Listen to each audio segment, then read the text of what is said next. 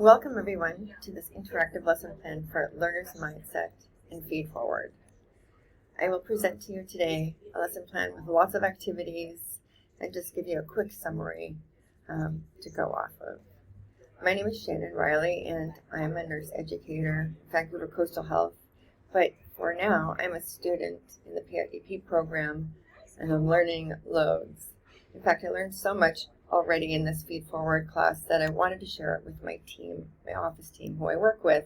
And so that is who the learners are focused on today in the overview.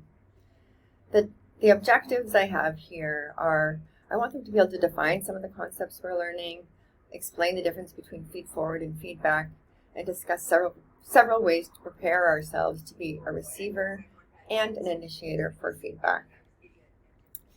So I will have some wallpaper on the board to write concepts, some will be pre-written, and I'll have some audio-visual. The learning methods will be lecture, small and large group, think, pair, share, a video, and a short role play. The printable resources I have quickly listed here, and I'll just be showing the first one, the science of receiving feedback, in this lesson plan, and the others are all used as references, and they are listed in APA format at the end of this training. So to begin, always with the territory acknowledgement, always making meaning of what it means to you as an instructor and why you're saying it, and also always introduce yourself as a facilitator in that same way. Why does it matter that you are there teaching this topic?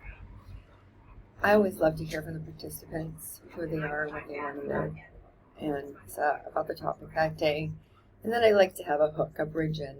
So my bridge in for today is, this short workshop will help introduce the concept of being a receiver of feedback who is in control, even if the deliverer of feedback lacks skills or presents undesirable input.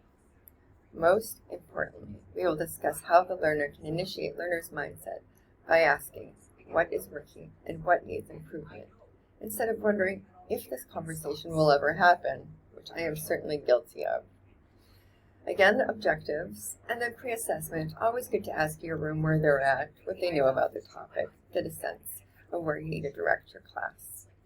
And then the first participatory learning is defining definitions, and this will be some written on the wall and some as an activity. So I'll have a graph here written once some of the concepts of growth and fixed mindset are thought through. We'll have the red actions written on the side there, and then fixed and growth mindset will all be blanks below. And so I'll ask the room, when it comes to challenges, how do you think a fixed mindset person might respond? And we'll just come up with some answers together.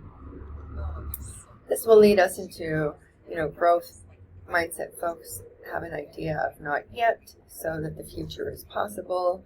And that leads us into feed forward and thinking about what feed forward could possibly mean as it relates to the future.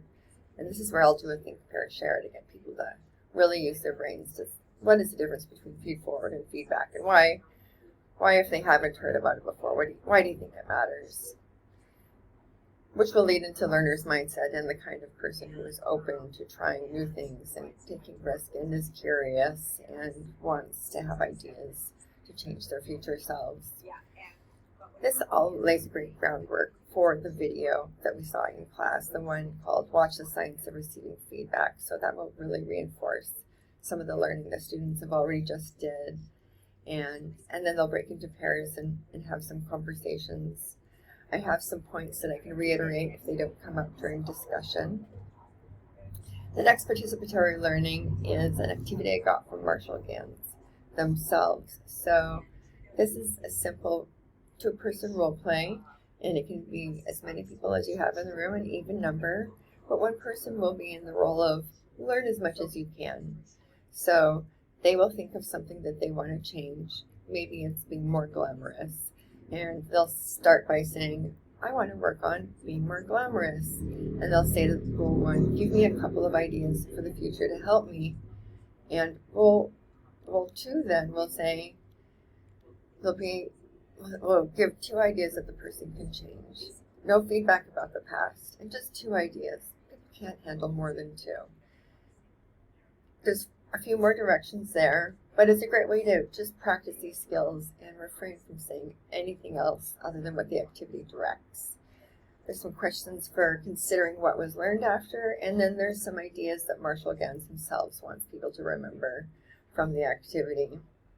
We'll have a post-assessment discussion and ask learners if there's anything they'd like to share that they learned. We'll go around the circle that way, pass if people don't want to contribute. And then I want to end on a meme just to break up this learning, create a pause for the next thing that the staff is on to doing. And the meme for today is, some days you're healing, some days you're feeling, some days you're thriving, and some days you're surviving. All are valid. Give yourself grace. Thank you so much for coming, and I look forward to the next one.